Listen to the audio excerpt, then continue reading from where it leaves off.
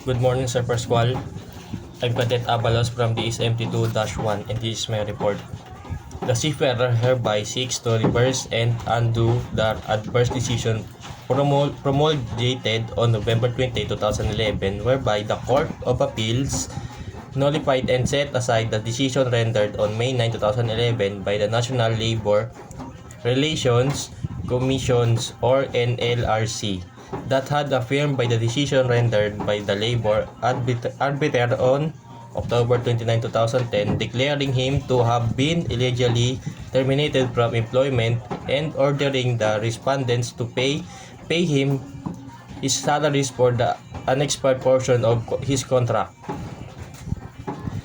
Respondent Seapower Shipping Enterprises Inc. The employed the petitioner as third officer on board the MT Samaria, a vessel owned by Avin International SA on October 25, 2009. Prior to expiration of his employment contract, the ship owner sold the MT Samaria to the Swiss Singapore Overseas Enterprise. As the consequence of the sale, he was discharged from the vessel and repatriated to the Philippines under the promise to transfer him to the MT Platinum, another vessel of respondents. After he was not ultimately deployed on the MT Platinum, he was engaged to work as a second mate on board the MT Crete Acti. Before his deployment on board the MT Crete Acti, however, the ship owner also sold the vessel to the Mid-East Shipping and Trading Limited on April 8, 2010. Therefore, he was no longer deployed to another vessel to complete his contract. On April 23, 2010, petitioner complained against the respondents in the Philippines Overseas Employment Administration of demanding the full payment of his employment contract.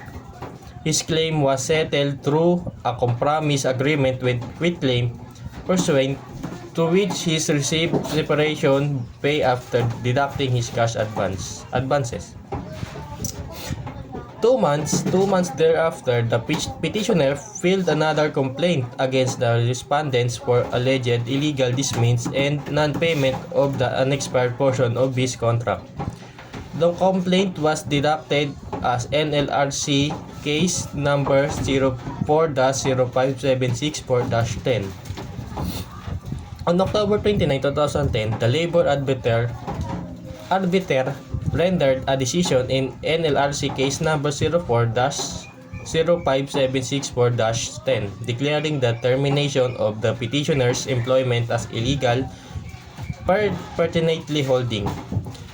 With the finding that complainant was illegally dismissed from employment, he is entitled to the payment of his salaries of the remaining 10 months expiring portion of his employment contract in the total amount of $22,300. Basic monthly salary allowance and leave paid times 10 months plus attorney fees equivalent to the 10% thereof.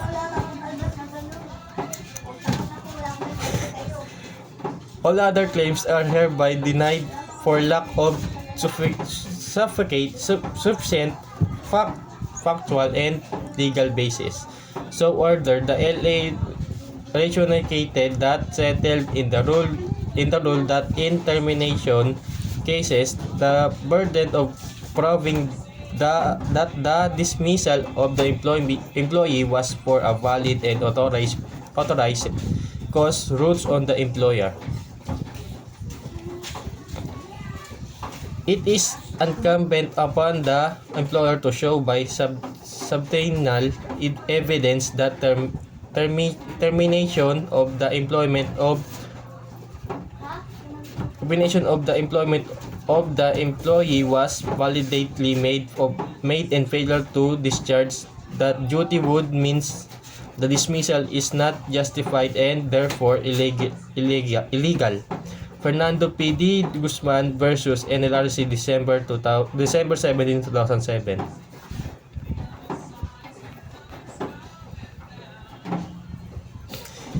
In the instant case, complainant seafarer was deployed as third mate by virtue of a contract entered into by the parties on August 26, 2009, but after the sale of the vessel Samaria by the principal owner on October 25, 2009,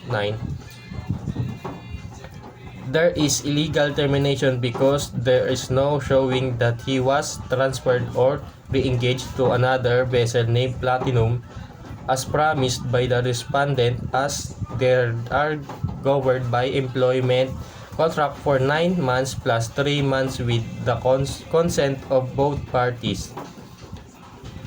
Notwithstanding, this is in violation of Section 23 on standard terms and conditions governing the employment of Filipino seafarers on board ocean going to regarding termination due to vessel sale, buy-up or discontinuance of voyages.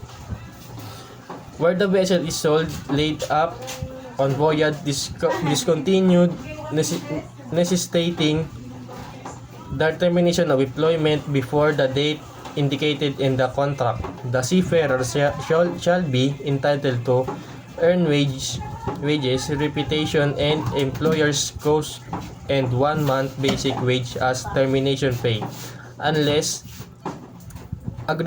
arrangement have been made for the seafarer to join another vessel belonging to the same principal to complete his contract, which case the seafarer shall be entitled to basic wages until the date joining of another vessel.